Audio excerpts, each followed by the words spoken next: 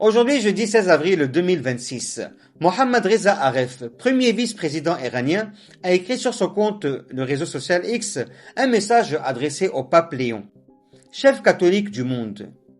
L'Iran, pendant des années, a été soumis à des sanctions pour le crime de défendre la justice, l'humanité et la liberté. Il est désormais également la cible d'une agression directe et injuste de la part des États-Unis et d'Israël. Votre sainteté, nous vous remercions pour vos positions de principe en condamnant cette brutalité. Notre souffrance est la preuve d'une fermeté dans les valeurs humaines. L'Iran appelle le monde à une action collective pour la justice et la compassion, afin de dépasser les politiques destructrices et de défendre une paix durable.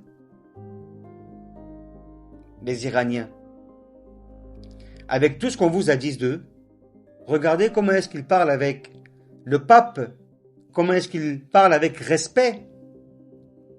Pendant que Donald Trump, qui se dit chrétien, parce que j'en doute énormément, pour moi, il est athée, il n'a aucune croyance. Vous voyez la différence de comportement vis-à-vis d'un musulman, à un pape, comparé à un soi-disant chrétien, à un pape. Je vous laisse vous-même dire ce que vous pensez par rapport à ça. Je pense que ce serait mieux que je ne le dise moi-même.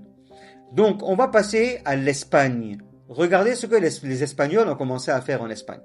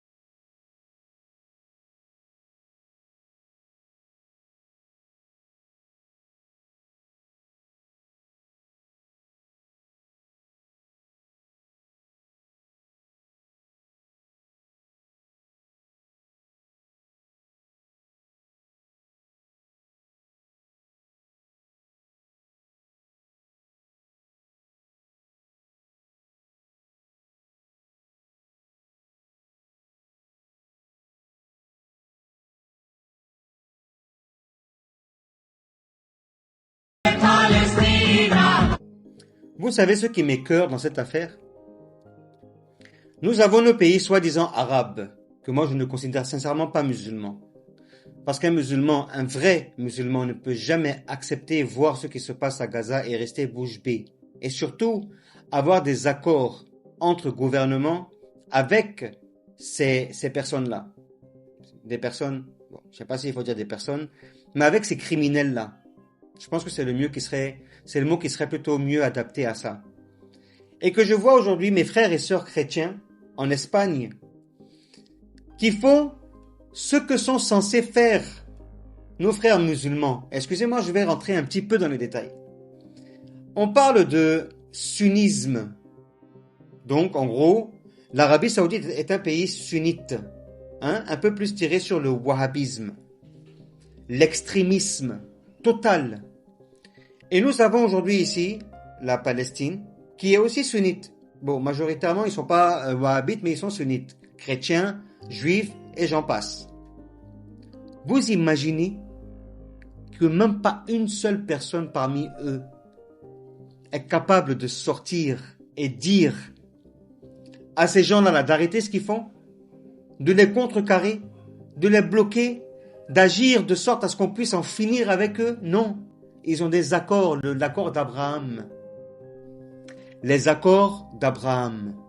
Vous imaginez? Le gouvernement égyptien, il est de mèche. L'Arabie Saoudite, le Qatar, le Bahreïn, les Émirats. Les Émirats qui font un malheur au Soudan aujourd'hui. Et ça, personne n'en parle. C'est très très rare. Le peu de personnes en parlent du Soudan. D'accord? C'est les mêmes personnes qui sont aujourd'hui en train de réagir contre leurs propres frères sunnites, musulmans je dirais, mais sunnites, avec précision. Pendant qu'on a l'Iran, qui est un pays chiite, qui a donné les armes à ses résistants dans la région afin de défendre leur territoire, défendre la Palestine, le Hezbollah aujourd'hui a défendu la Palestine. Et c'est à cause de ça que nous payons le prix aujourd'hui. C'est à cause de ça qu'aujourd'hui, les Libanais payent le prix. Parce qu'ils défendent leurs frères musulmans. Pour vous dire qu'on ne fait pas de différence entre sunnites et chiites. Mais vos propres frères sunnites vous abandonnent. Ma question ici, elle est simple. À votre avis, est-ce un pays musulman? Ou bien sont-ils des pays musulmans? Ou du moins des gouvernements musulmans? Mettez-moi ça en commentaire. Mais en contrepartie, je vais vous montrer une vidéo.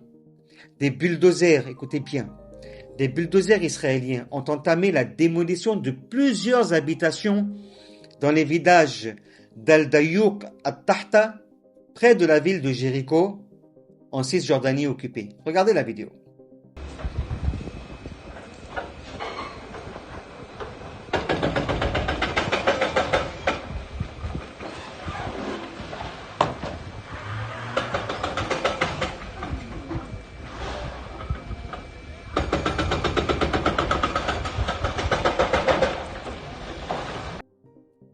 Alors, qu'en pensez-vous? Ils profitent de récupérer plus de terres possible. Depuis que la guerre a commencé avec le Liban et l'Iran, ils sont en train d'envahir complètement la frontière avec Gaza. Vous avez vu? Et ça, c'est en direct, ça s'est passé ce matin. Les colons attaquent les pauvres Palestiniens. Ils volent leurs maisons. Ils brûlent leurs voitures, leurs maisons. Vous imaginez? Il faut entrer des chiens dans les maisons pour attaquer ceux qui sont à l'intérieur tranquillement. Ils emprisonnent des enfants qui n'ont rien fait. Ils les prennent comme ça. C'est parce que je ne peux pas mettre toutes les vidéos. Ce serait horrible. Ce serait horrible. Donc ma question se pose encore. Ces personnes dont on parle aujourd'hui, qu'on dit musulmans, entre guillemets, sont-ils vraiment des musulmans? Moi je dis non. Moi je dis qu'ils sont pareils. Ils sont sionistes sous couvert de l'islam. Ça c'est mon avis personnel. Parce que dans tous les cas, ils ne sont pas du tout l'exemple à donner des musulmans. Pas du tout. D'ailleurs, on a le Cheikh Fawzan, en Arabie Saoudite, ce Wahhabi, qui dit que défendre le territoire à côté des Américains contre ses frères musulmans qui sont en Iran, que c'est très bien, qu'il faut le faire. Et il a posté, c'était pendant le mois de Ramadan. Je viens de m'en rappeler. Vous imaginez la catastrophe? Dans tous les cas, c'est un éveil de conscience que je fais. C'est rien d'autre. Il faut que les gens commencent à se dire qu'on ne peut pas attendre tout le temps les responsables politiques réagir. Regardez l'Espagne. La fierté qu'ils donnent aux non-musulmans et aux musulmans. La fierté. Regardez la Pologne, le député. La fierté qu'il donne. Regardez en Belgique, le député. La fierté qu'il donne. Mais est-ce que vous imaginez un peu ce que ça représente pour nous? C'est incroyable. Et vous savez, les Américains eux-mêmes en ont marre de ce qui se passe aux États-Unis et l'Iran. Ils en ont marre. Regardez ce que cet Américain raconte. Ma mère me chantait cette berceuse quand j'étais petit. C'est une chanson qui s'appelle « Je connais une vieille dame qui a avalé une mouche ». Vous ne la connaissez sûrement pas. C'est vraiment vieux, mais ça parle d'une vieille dame qui avale une mouche et pour régler ça, elle avale une araignée, puis pour régler ça, elle avale un oiseau, puis un chat, puis un chien. Eh bien, c'est ce que fait Donald Trump en Iran en ce moment. Il aggrave une erreur après l'autre en faisant de nouvelles. Vous avez sûrement entendu que Donald Trump va maintenant résoudre le problème de la fermeture du détroit d'Ormuz en aidant les Iraniens à le fermer. Donald Trump va maintenant mettre notre marine en position de bloquer tout le trafic sortant du détroit, y compris le trafic iranien. C'est encore une mesure d'escalade. Qu'ils le fassent ou non, l'Iran a promis de fermer la mer Rouge et ils ont les moyens, via leurs alliés au Yémen, de harceler le trafic sortant de la mer Rouge. L'Iran croit gagner cette guerre et ne croit pas non plus que Donald Trump soit sérieux sur les négociations. Pourquoi? Parce qu'il a envoyé son vice-président à Islamabad négocier 24 heures et puis Vance a dit « J'en ai marre, je me casse », pendant que le président passait le week-end à un combat de l'UFC, pendant que le président passait le week-end dans une guerre Twitter avec le pape.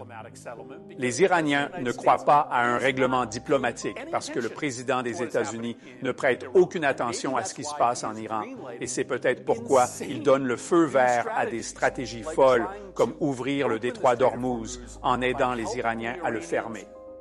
C'est aussi idiot que ça en a l'air. Il s'en fiche en partie parce que lui et ses amis ne paient pas le prix. C'est toi qui paies le prix. Donald Trump aide les Iraniens à fermer le détroit. Ça va continuer à faire grimper les prix du pétrole, de l'essence et de la nourriture. Aucune conséquence ne sera payée par Donald Trump. C'est toi qui vas payer le prix de cette folie.